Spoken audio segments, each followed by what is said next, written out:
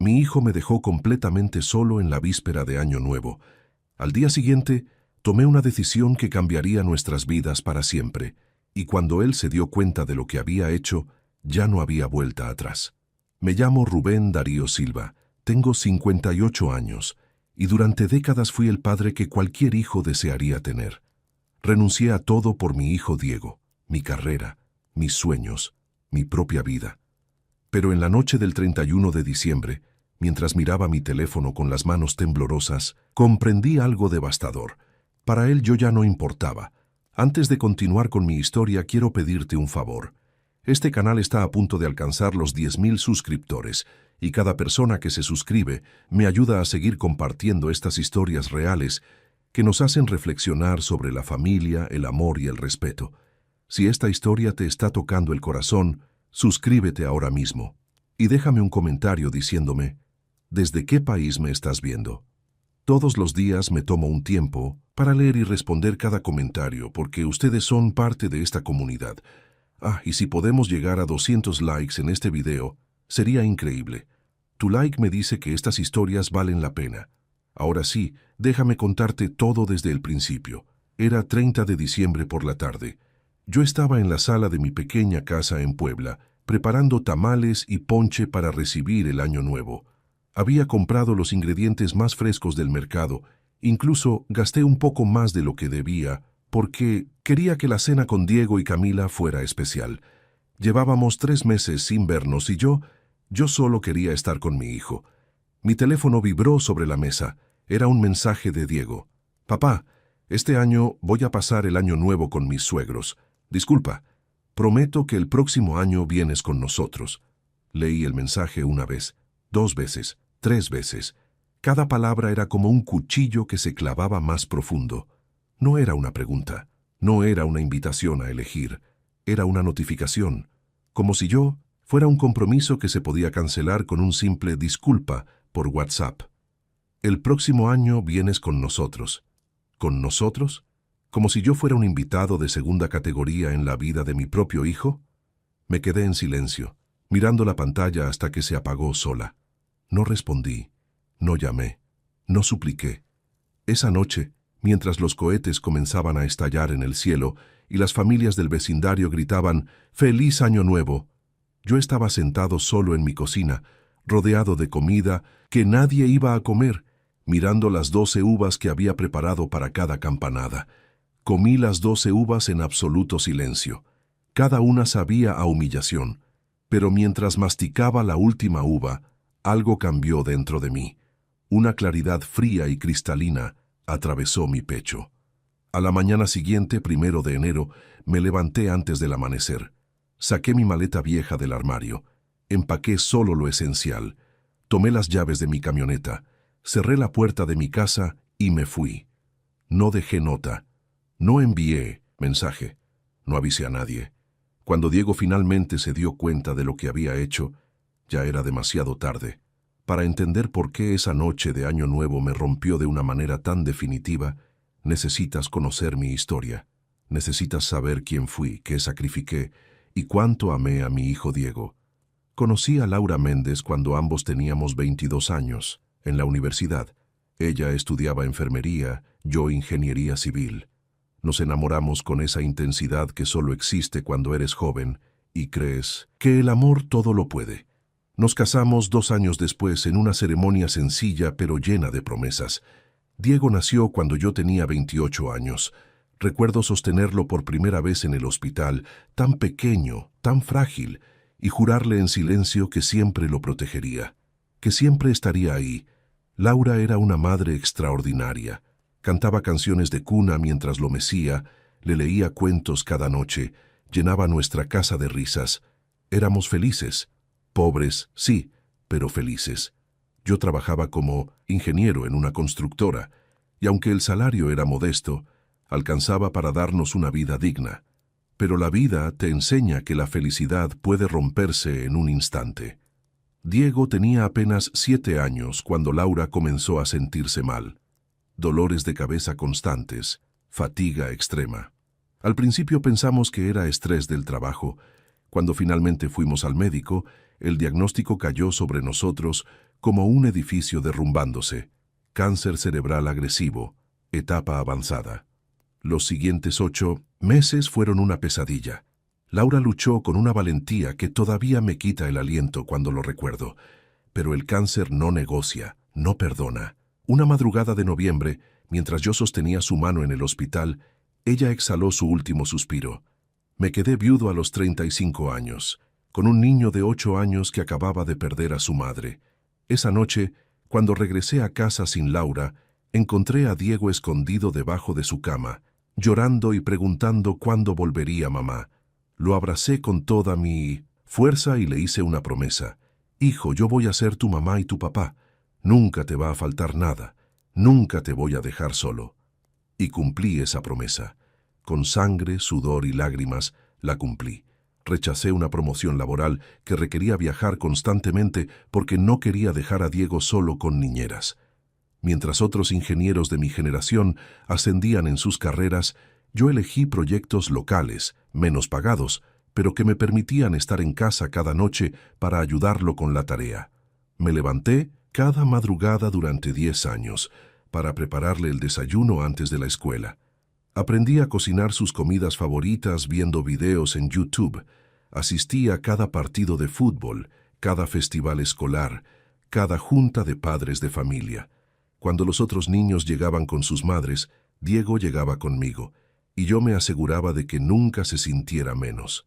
Nunca volví a casarme, no porque no tuviera oportunidades, sino porque cada peso que ganaba, cada minuto que tenía libre, cada gramo de energía que me quedaba, todo era para Diego. Cuando llegó el momento de la universidad, Diego quería estudiar arquitectura en la Ciudad de México, en una universidad privada y cara. Yo trabajé turnos dobles, fines de semana. Tomé proyectos freelance que me dejaban agotado. Vendí el carro que Laura y yo habíamos comprado juntos, nuestro único lujo, para pagar la inscripción. Durante 5 años, pagué cada colegiatura, cada libro, cada material. Me mudé a una casa más pequeña para ahorrar en renta. Dejé de comprarme ropa nueva. Mis zapatos tenían agujeros en las suelas, pero los zapatos de Diego eran nuevos. ¿Y sabes qué? No me arrepentía de nada. Porque cuando Diego se graduó con honores, cuando subió a ese estrado a recibir su título, cuando me abrazó y me dijo, «Gracias, papá, nada de esto hubiera sido posible sin ti», sentí que todo el sacrificio había valido la pena. Ese fue el Diego que yo crié, el joven noble, agradecido, de buen corazón, que entendía el valor del esfuerzo y el amor. Pero entonces apareció Camila Cruz en su vida. Diego la conoció en su primer trabajo como arquitecto, en un despacho importante de la Ciudad de México. Camila era la hija del dueño de una cadena de ferreterías, familia con dinero, contactos, influencias. Desde el principio vi algo en sus ojos que me inquietó, una manera de mirarme como si yo fuera inferior. Pero Diego estaba enamorado, y yo quería su felicidad por encima de todo. Se casaron 2 años después de conocerse, en una boda, ostentosa, organizada y pagada completamente por la familia Cruz. Yo no pude aportar mucho económicamente, pero di lo que pude, mi bendición, mi presencia y mi corazón lleno de esperanza de que mi hijo sería feliz. Durante la boda, el padre de Camila, Javier Cruz, un hombre corpulento de 60 años con traje carísimo, apenas me dirigió la palabra. Cuando me presenté como el padre del novio, me dio un apretón de manos frío y murmuró, «Ah, sí, el ingeniero». El tono decía más que las palabras. «Tú no, eres de nuestro nivel». Debí haber visto las señales, debí haber entendido que estaba perdiendo a mi hijo, pero aún tenía esperanza. Aún creía que el amor que habíamos construido durante 30 años era más fuerte que cualquier influencia externa. Estaba equivocado. Los primeros 6 meses después de la boda fueron normales. Diego me visitaba cada 2 semanas. Veníamos juntos. Me contaba sobre sus proyectos en el trabajo. Camila venía con él, aunque siempre parecía distraída, revisando su teléfono, con prisa por irse. Pero poco a poco, las visitas se volvieron más espaciadas. Primero fue una vez al mes, luego cada 2 meses. Las llamadas telefónicas, que antes eran semanales, se convirtieron en mensajes esporádicos de «¿Cómo estás, papá?», sin verdadero interés en la respuesta. Cuando yo preguntaba si podía visitarlos en la Ciudad de México, Siempre había excusas. Esta semana está complicada, papá. Camila tiene un evento familiar. Mejor otro día. Estamos muy ocupados con el trabajo. Primera vez que sentí la punzada real del rechazo fue en el cumpleaños número 30 de Diego. Me enteré por Facebook que habían organizado una gran fiesta. Había fotos, globos dorados, mesa de postres elegante, amigos vestidos formalmente, la familia Cruz al completo posando con Diego y Camila. Yo no había sido invitado. Llamé a Diego esa noche con la voz temblorosa. Hijo, vi las fotos de tu cumpleaños. Se veía muy bonito. Hubo un silencio incómodo. Ah, sí, papá. Es que fue algo organizado por la familia de Camila muy de último momento. No quería molestarte para que viajaras hasta acá. Diego, yo habría ido al fin del mundo para estar en tu cumpleaños. Siempre lo he hecho. Ya lo sé, papá, pero de verdad fue algo muy informal, entre puros amigos y familia cercana de Cami. No te perdiste de nada importante. Familia cercana de Cami. Como si yo no fuera familia cercana de él. Tragué saliva. Contuve las lágrimas. Entiendo, hijo. Solo me hubiera gustado estar ahí. El próximo año hacemos algo juntos, te lo prometo. Bueno, papá, tengo que colgar. Estamos saliendo con unos amigos. Colgó. Me quedé mirando el teléfono, sintiendo cómo algo dentro de mí comenzaba a agrietarse. Los meses siguientes fueron una escalada lenta pero constante de exclusiones. El día de Acción de Gracias, Diego me dijo que lo pasaría con la familia de Camila, porque tienen la tradición de hacer una cena grande. No hubo invitación para mí.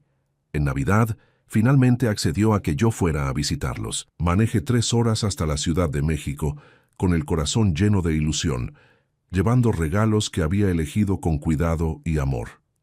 Cuando llegué a su departamento, un lugar moderno y elegante, en una zona exclusiva que claramente había sido amueblado con dinero de los Cruz, Camila me recibió con una sonrisa forzada. «Hola, Rubén, pasa». Ni siquiera suegro o don Rubén, solo mi nombre, como si fuera un conocido cualquiera. Diego estaba en la sala, hablando por teléfono. Me hizo una seña de saludo sin colgar. Esperé de pie como un visitante incómodo hasta que terminó. «Papá, qué bueno que llegaste. Discúlpame, es que estamos con mucho trabajo. Pasé exactamente 2 horas en ese departamento. 2 horas en las que Camila apenas me dirigió la palabra. En las que Diego contestó 4 llamadas telefónicas. En las que me ofrecieron café frío y galletitas compradas sin ningún esfuerzo real de hacerme sentir bienvenido. Cuando les di sus regalos, un reloj elegante para Diego que me había costado 2 quincenas de ahorro y un juego de cocina fino para Camila. Ellos me dieron una canasta navideña genérica de esas que las empresas regalan a sus empleados. «Es que con todo el trabajo no tuvimos tiempo de ir de compras, papá», dijo Diego con una sonrisa superficial.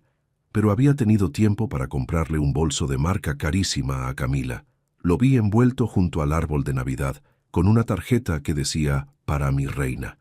Cuando me despedí, Diego me abrazó rápidamente. «Gracias por venir, papá. Nos vemos pronto». No hubo «nos vemos pronto». Pasaron 4 meses hasta la siguiente vez que lo vi. Esos 4 meses fueron una agonía silenciosa. Yo intentaba llamarlo y caía al buzón. Mis mensajes de WhatsApp eran respondidos con monosílabos. «Sí, ok, después hablamos». Me di cuenta con una claridad dolorosa de que mi hijo me estaba alejando deliberadamente de su vida. Y lo peor era que yo no entendía por qué. ¿Qué había hecho mal? ¿Cómo había pasado de ser su héroe a ser un estorbo? Una tarde de abril, desesperado, decidí hacer el viaje sin avisar. Pensé, si llego de sorpresa, tendrá que recibirme. Toqué el timbre de su departamento.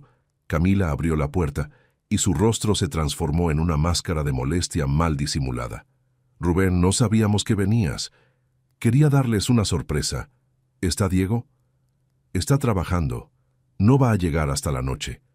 «Puedo esperarlo». Hubo un silencio tenso. «En realidad, hoy tenemos compromisos. Mejor llama. Antes la próxima vez». Y cerró la puerta. Me quedé ahí parado en el pasillo sintiendo cómo las lágrimas amenazaban con salir. Caminé de vuelta a mi camioneta como un hombre derrotado. Esa noche, Diego me mandó un mensaje. «Papá, Camila me contó que viniste sin avisar. No puedes hacer eso.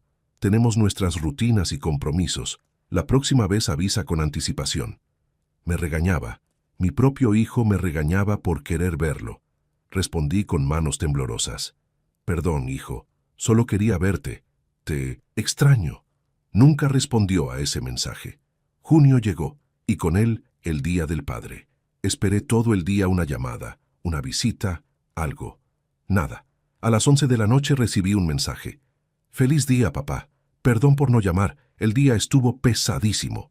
3 líneas. Eso era lo que yo valía. Julio, agosto, septiembre pasaron en una neblina de soledad y abandono. Yo seguía trabajando, seguía viviendo, pero sentía como si estuviera desapareciendo lentamente, como si mi existencia ya no importara para la única persona que le había dado sentido a mi vida. Y entonces llegó diciembre, el mes que cambiaría todo para siempre. El 15 de diciembre recibí una llamada de Diego. Mi corazón dio un salto de alegría. Finalmente, después de meses de frialdad, mi hijo me llamaba. Papá, te llamo rápido porque necesito pedirte un favor. Un favor. Ni siquiera un ¿cómo estás? Primero. Claro, hijo, dime. Es que Camila y yo nos vamos de viaje a Cancún en Navidad. Son 2 semanas. ¿Podrías venir a cuidar el Vino Mesintos departamento? Es que no queremos dejarlo solo y tú podrías quedarte aquí. Así aprovechas y estás cómodo. Me quedé mudo por un momento. ¿Van a estar fuera en Navidad? Sí, es un viaje que los papás de Camila organizaron para toda la familia. Resort todo incluido, ya sabes. Es una oportunidad increíble. Entiendo. ¿Y pensaste en invitarme? Hubo una pausa incómoda. Papá, es un viaje familiar de los Cruz. Son como 15 personas, todos del lado de Camila. Tú te aburrirías. Además, alguien tiene que cuidar el departamento. En ese momento entendí con una claridad brutal. Yo no era parte de su familia. Yo era el empleado de confianza al que le dejan las llaves. Hijo, yo había pensado que pasaríamos la Navidad juntos. Hace 2 años que no pasamos una Navidad realmente juntos. Papá, no empieces con eso. Ya estamos grandes, ya no es como antes. Además, te estoy ofreciendo que te quedes en nuestro departamento. Es cómodo, hay televisión, puedes relajarte. No quiero cuidar tu departamento, Diego. Quiero estar contigo en Navidad. Su tono cambió, se volvió impaciente, molesto. ¿Sabes qué? Olvídalo. Le pediré a los vecinos que revisen. Pensé que te haría un favor, pero parece que todo tiene que ser un drama contigo. ¿Un drama? Diego, soy tu padre. Solo quiero... Tengo que colgar, papá. Hablamos después. Y colgó. Me dejó con las palabras en la boca, con el corazón hecho pedazos. La Navidad llegó y la pasé completamente solo. Ni siquiera una videollamada. Diego publicó en Instagram fotos de la playa, de cenas elegantes, de brindis con champán, de la familia Cruz al completo disfrutando del paraíso. Yo cené una sopa instantánea mientras veía películas viejas en la televisión, tratando de no pensar en cómo había llegado hasta ese punto. El 28 de diciembre decidí hacer un último intento. Los llamé por videollamada. Camila contestó. ¿Sí, Rubén? Hola, Camila. ¿Cómo están? ¿Está Diego? Estamos en la alberca. ¿Pasa algo urgente? No. Solo quería saludarlos, escuchar la voz de mi hijo. Está ocupado ahorita. Te llama después. Camila, espera. Quería preguntarles sobre el año nuevo. Pensé que tal vez cuando regresen podríamos... Ay, Rubén, no puedo hablar ahorita. Se nos está enfriando la comida. Luego hablamos, ¿sí? Y colgó. Nunca me pasaron a Diego. Ni siquiera un «Hola, papá, te quiero». Esa noche lloré como no lloraba desde la muerte de Laura. Lloré por todo lo que había sacrificado, por todo lo que había dado, por ese amor incondicional que aparentemente ya no valía nada. El 30 de diciembre por la mañana comencé a preparar la cena de Año Nuevo con un último hilo de esperanza. Tal vez Diego recordaría que yo existía, tal vez vendría. Fui al mercado, compré todo lo necesario para hacer tamales de mole, el platillo favorito de Diego desde niño. Compré ponche de frutas frescas, pan dulce, turrón. Gasté más de lo que tenía, pero no me importó. Preparé todo con amor, imaginando a Diego comiendo los tamales y diciendo, «Nadie los hace como tú, papá». A las 4 de la tarde del 30, mientras terminaba de envolver los tamales, mi teléfono vibró. Era un mensaje de Diego. «Papá, este año voy a pasar el año nuevo con mis suegros. Disculpa, prometo que el próximo año vienes con nosotros». Leí el mensaje una y otra vez. «Disculpa». Una palabra. Como si cancelar a tu padre en la víspera de Año Nuevo fuera algo que se arregla con un «disculpa» casual. «Prometo que el próximo año vienes con nosotros». Vienes con nosotros, como invitado, como extra, como el familiar incómodo al que toleran por compromiso.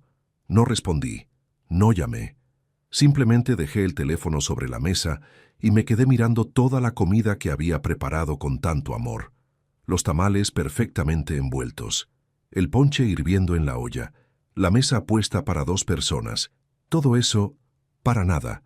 Esa noche de Año Nuevo, mientras el mundo celebraba, yo estaba sentado solo en mi cocina. Comí las 12 uvas en silencio absoluto, una por cada mes del año que había pasado siendo humillado, ignorado, desechado. Y con cada uva, algo dentro de mí se transformaba.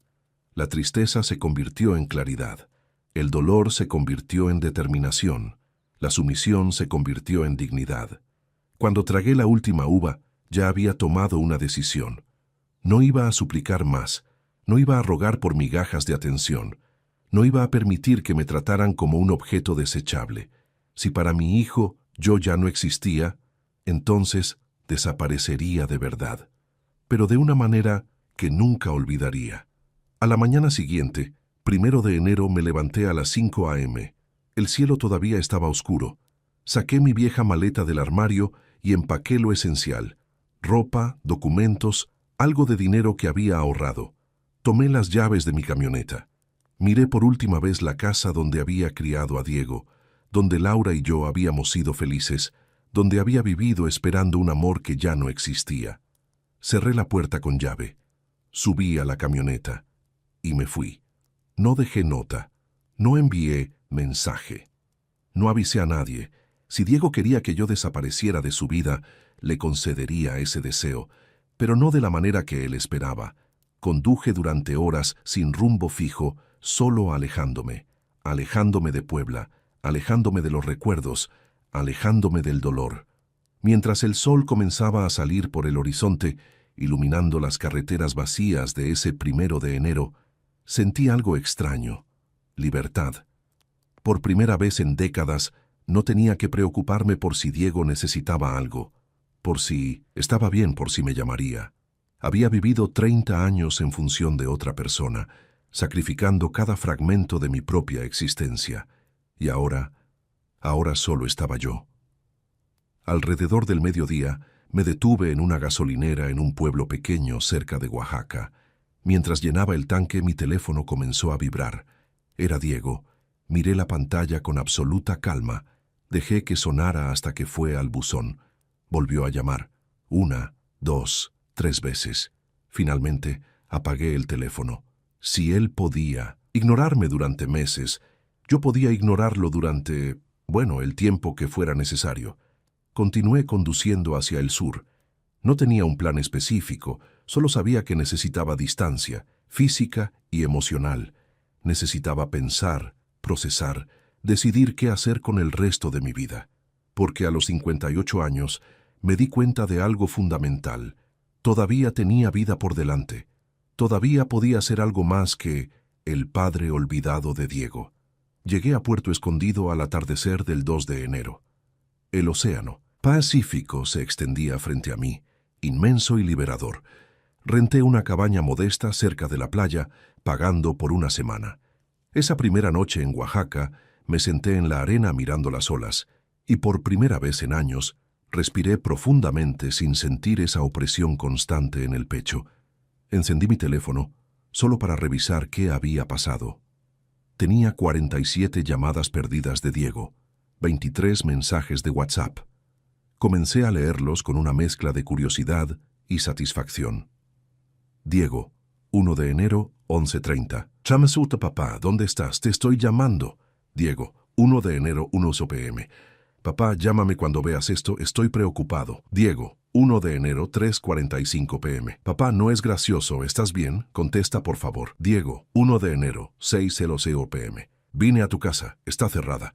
Los vecinos no te han visto, ¿dónde estás? Diego, 1 de enero, 8:30 p.m. Papá, voy a llamar a la policía si no me contestas, me estás asustando. Diego, 2 de enero, 7:00 a.m. Reporté tu desaparición. ¿Qué está pasando? ¿Por qué te fuiste? Al menos dime que estás bien. Leí cada mensaje sintiendo una mezcla extraña de emociones. Parte de mí sentía una oscura satisfacción. Ahora él sabía lo que se sentía ser ignorado, estar preocupado, no tener respuestas. Pero otra parte de mí, la parte que siempre había sido padre, sentía una punzada de culpa. Escribí un solo mensaje. Estoy bien. Necesito tiempo solo. No me busques. Y volví a apagar el teléfono. Los siguientes días fueron los más extraños y reveladores de mi vida. Me despertaba sin alarma, sin obligaciones, sin el peso de esperar una llamada que nunca llegaba. Caminaba por la playa descalzo, sentía la arena entre los dedos, el sol en la cara. Comía en restaurantes locales, hablaba con pescadores, con otros viajeros. Una tarde, en un pequeño café frente al mar, conocí a un hombre llamado Esteban. Tenía unos 65 años, cabello completamente blanco, piel curtida por el sol. Nos pusimos a conversar y de alguna manera terminé contándole todo. La muerte de Laura, los sacrificios por Diego, el abandono, mi escape. Esteban me escuchó en silencio, asintiendo ocasionalmente. Cuando terminé, tomó un sorbo de su café y dijo algo que me cambió la perspectiva. Rubén, ¿sabes cuál es el problema de los padres que sacrifican todo por sus hijos? Que les enseñan que el amor no tiene costo, que pueden tomar y tomar sin dar nada a cambio. Tu hijo no te valora porque nunca le enseñaste que tenías valor más allá de lo que podías darle. Sus palabras me golpearon como un puñetazo. Tenía razón. Yo había sido tan obsesivo en darle todo a Diego, en ser el padre perfecto, que nunca le había enseñado a valorarme como persona, solo como proveedor, como herramienta. ¿Y qué hago ahora?, pregunté con voz ronca. Ahora te encuentras a ti mismo y decides si ese hijo merece volver a estar en tu vida y bajo qué términos. Esa noche, caminando por la playa bajo las estrellas, comencé a tomar decisiones reales. Primero, no volvería a suplicar por amor, nunca más. Segundo, reconstruiría mi vida con o sin Diego. Tercero, si Diego quería volver a ser parte de mi vida, tendría que ganárselo, como yo me lo había ganado durante 30 años. Al cuarto día en Puerto Escondido, encendí mi teléfono nuevamente. Esta vez había más de 80 mensajes, pero ahora también había mensajes de Camila. Camila, 3 de enero. Rubén, Diego está desesperado. Por favor, al menos dile que estás vivo. Esto ya es demasiado. Interesante. Ahora era demasiado. Yo desaparecía. Pero cuando ellos me ignoraban por meses, eso estaba perfectamente bien. También había mensajes de números desconocidos. Aparentemente Diego había contactado a viejos amigos míos, a antiguos compañeros de trabajo, buscándome desesperadamente. El mensaje más reciente era de esa misma mañana. Diego, 4 de enero, 8:00 a.m. Papá, por favor, necesito hablar contigo. Entiendo que estás enojado. Tienes razón en estarlo. Solo, por favor, dame la oportunidad de explicarte, de hablar, de arreglar esto. Te amo. Siempre te he amado. Cometí errores horribles. Por favor, vuelve. Leí ese mensaje varias veces. Te amo. Siempre te he amado. ¿De verdad? ¿Dónde estaba ese amor en los últimos 2 años? ¿Dónde estaba cuando me dejó solo en Navidad? Cuando me excluyó de su vida sistemáticamente. Pero había algo en ese mensaje que era diferente. Había vulnerabilidad. Había reconocimiento de error. ¿Sería suficiente? Decidí responder, pero no de la manera que él esperaba. Diego, estoy bien. Estoy donde necesito estar. Cuando esté listo para hablar te buscaré, no antes. Respeta eso. Su respuesta llegó en segundos. ¿Dónde estás? Voy para allá. Necesito verte. No, esto no funciona así. Ya no. Papá, por favor. Bloqueé temporalmente su número. Sonó cruel, lo sé. Pero necesitaba que Diego entendiera algo fundamental. Que yo no era un objeto que podía recoger cuando le convenía. Que yo era una persona con dignidad, con límites, con el derecho a ser valorado. Pasé 2 semanas completas en Puerto Escondido. En ese tiempo algo extraordinario sucedió. Comencé a recordar quién era Rubén Darío Silva, más allá de ser padre. Retomé contacto con un antiguo colega ingeniero que tenía un proyecto en Oaxaca.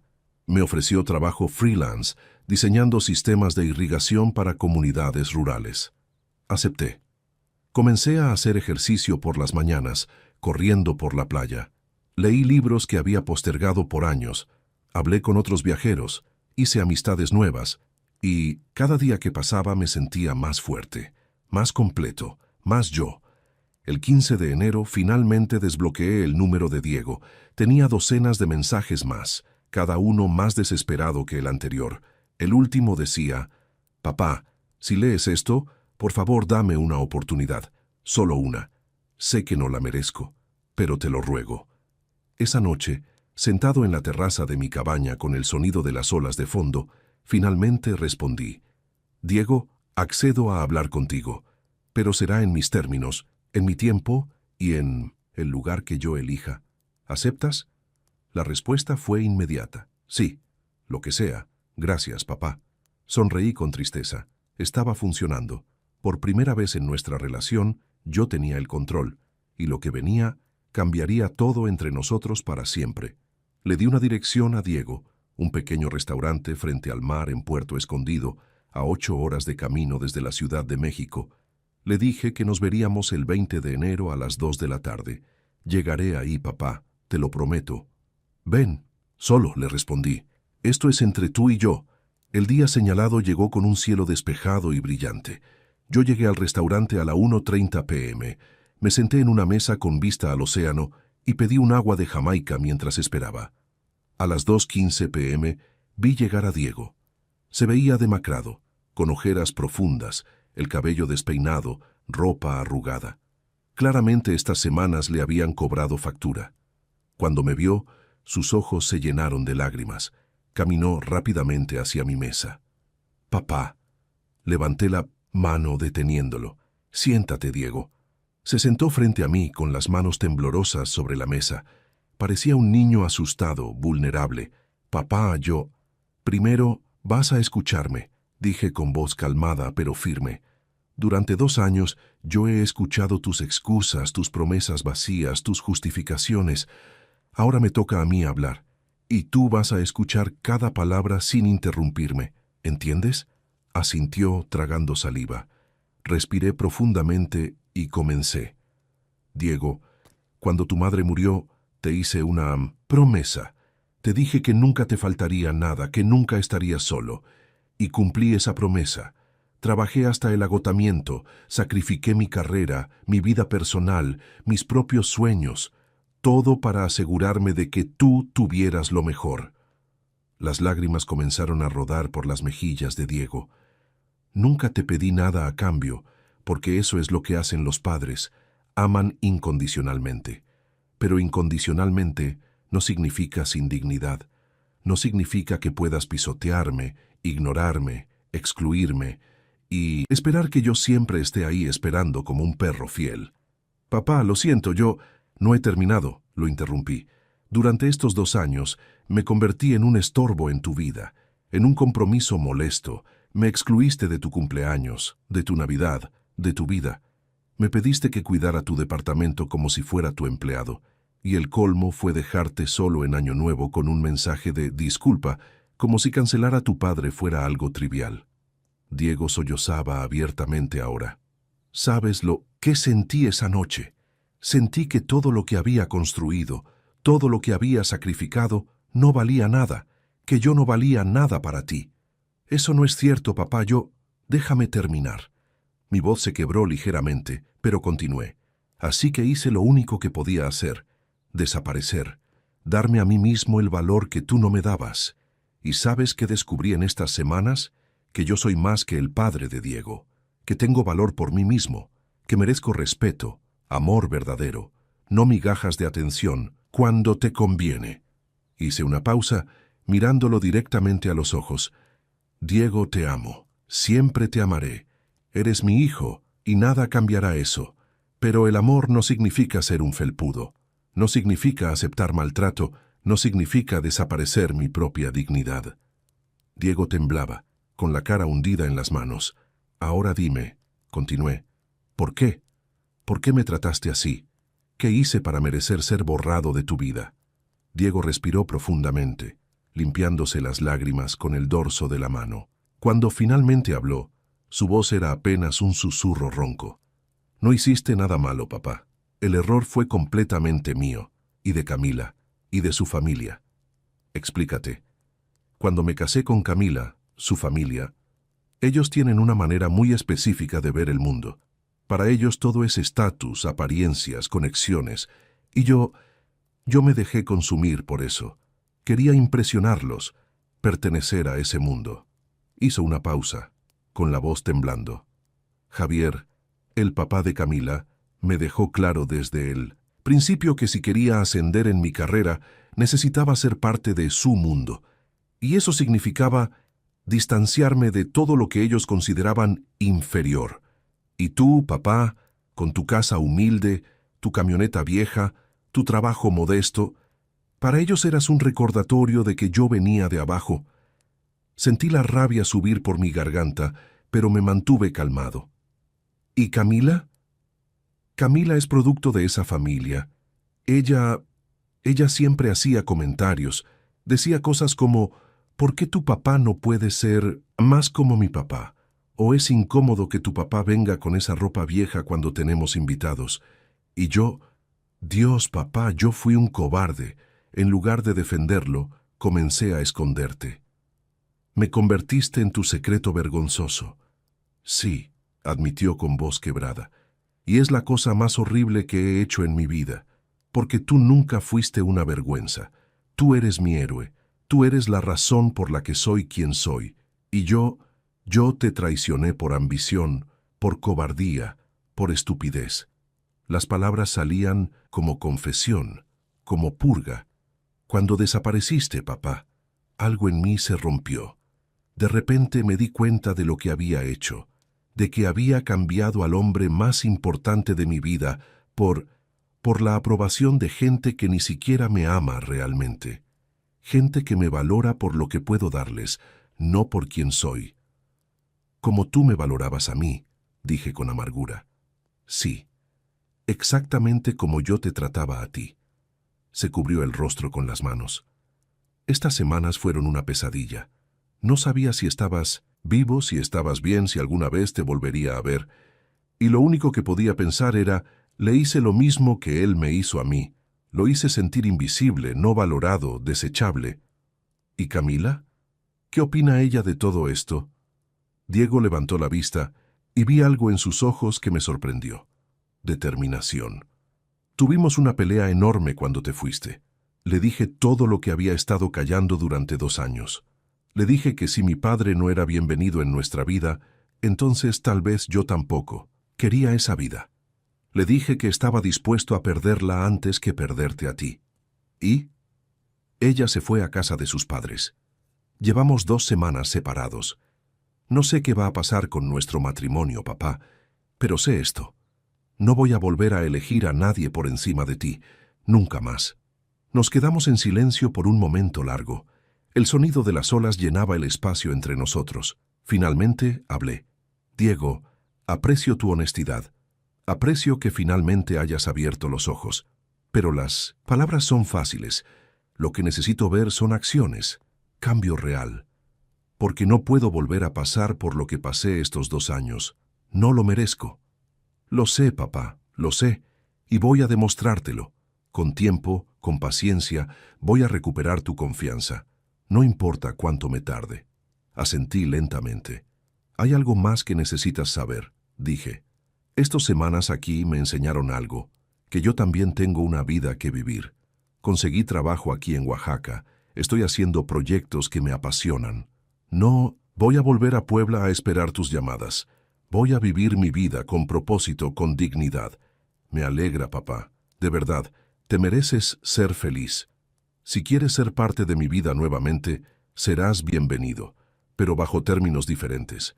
No más excusas, no más exclusiones, no más ser tratado como ciudadano de segunda clase. ¿Está claro? Completamente claro. Diego extendió su mano sobre la mesa. ¿Podemos empezar de nuevo? ¿Puedo ganarte de vuelta? Miré su mano extendida. Vi al niño de 1908 años llorando bajo la cama después de perder a su madre. Vi al joven graduándose con honores gracias a mis sacrificios, pero también vi al hombre que me había lastimado profundamente. ¿Podía perdonar? Sí, pero ¿podía olvidar? Nunca. Tomé su mano. Puedes intentarlo, hijo, pero esto no se arregla en un día. Va a tomar tiempo. Todo el tiempo que necesites, papá. Todo el tiempo del mundo. Han pasado 6 meses desde aquel encuentro en Puerto Escondido, y mi vida ha cambiado de maneras que nunca imaginé. Me quedé en Oaxaca, renté un pequeño departamento con vista parcial al mar y acepté el trabajo de tiempo completo diseñando proyectos de ingeniería para comunidades rurales. Es un trabajo significativo, bien pagado, y por primera vez en décadas lo hago para mí mismo, no por obligación. Diego cumplió su palabra. Al principio fue difícil para ambos. La confianza rota no se repara con promesas, se repara con acciones consistentes. Comenzó a visitarme cada 2 semanas, manejando las 8 horas desde Ciudad de México sin quejarse. Llegaba los viernes por la noche y se quedaba todo el fin de semana. No hablábamos solo por teléfono, pasábamos tiempo real juntos, caminábamos por la playa, cocinábamos juntos, trabajábamos en pequeños proyectos de la casa. Me escuchaba cuando hablaba, realmente escuchaba, sin revisar su teléfono cada 5 minutos. En marzo vino a visitarme y me trajo una sorpresa. Había enmarcado una foto vieja de él, Laura y yo cuando Diego tenía 5 años, todos sonriendo en el parque. La colgó en mi sala con sus propias manos, para que nunca olvides que eres el centro de mi historia, papá, siempre lo has sido. Ese día lloré. Fueron lágrimas de sanación. En cuanto a Camila, las cosas tomaron un rumbo que, honestamente, me sorprendió. Después de nuestra separación temporal, ella y Diego tuvieron conversaciones largas y difíciles sobre sus valores, sus prioridades, sobre qué tipo de familia querían construir.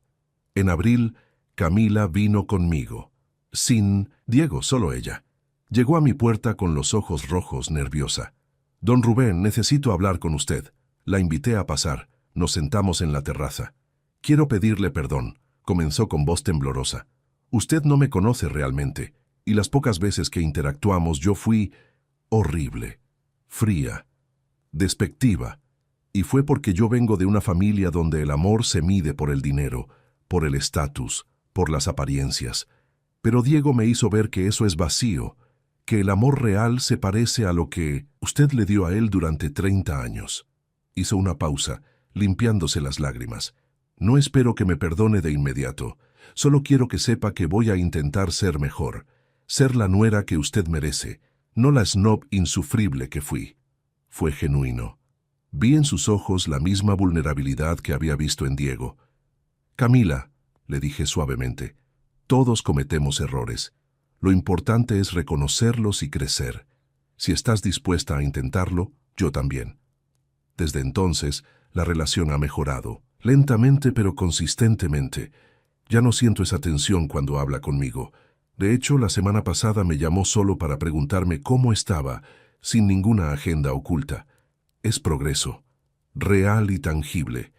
Diego también tomó decisiones importantes respecto a su trabajo y sus prioridades. Se alejó del despacho donde los Cruz tenían influencia y abrió su propio pequeño estudio de arquitectura. Gana menos dinero, pero es más feliz, más auténtico. Estoy construyendo algo que es mío, papá, como tú lo hiciste. La relación con los Cruz es tensa, pero Diego ya no busca su aprobación obsesivamente. Estableció límites claros. Mi padre es importante para mí. Si no pueden respetarlo, entonces tendremos una relación distante. Javier Cruz no lo tomó bien, pero eventualmente aceptó la realidad. En cuanto a mí, Descubrí algo maravilloso en estos meses, que la vida después de los 58 años puede ser extraordinaria. Hice nuevos amigos, me uní a un grupo de corredores matutinos, incluso salí en 1900 algunas citas con una mujer encantadora llamada Patricia que conocí en un evento comunitario. Nada serio todavía, pero es agradable sentirse visto, valorado, deseado. Descubrí que puedo ser feliz independientemente de si Diego está en mi vida o no. Y paradójicamente, esa independencia hizo nuestra relación más saludable. Hoy, mientras escribo esto desde mi terraza mirando el atardecer sobre el Pacífico, reflexiono sobre todo lo que pasó. ¿Valió la pena desaparecer? Absolutamente. Porque a veces, la única manera de enseñarle a alguien tu valor es retirarlo completamente. La única manera de cambiar una dinámica tóxica es romperla por completo y reconstruirla desde cero. Si estás pasando por algo similar, si sientes que estás dando todo y recibiendo migajas, si sientes que tu amor es dado por sentado, quiero que sepas esto. Tienes derecho a la dignidad, tienes derecho a ser valorado y tienes derecho a alejarte de cualquier relación, incluso familiar, que te haga sentir menos que humano. El amor verdadero no es sumisión, es respeto mutuo, valoración mutua, esfuerzo mutuo. Diego lo aprendió, yo lo aprendí. Y nuestra relación ahora, aunque imperfecta, es infinitamente más sana que antes. A todos los que me están viendo, si llegamos a los 10,000 suscriptores y 200 likes, será gracias a ustedes que estas historias llegan a más personas que necesitan escucharlas. Gracias por acompañarme en este viaje, y recuerden, nunca es tarde para exigir el respeto que merecen. Nunca.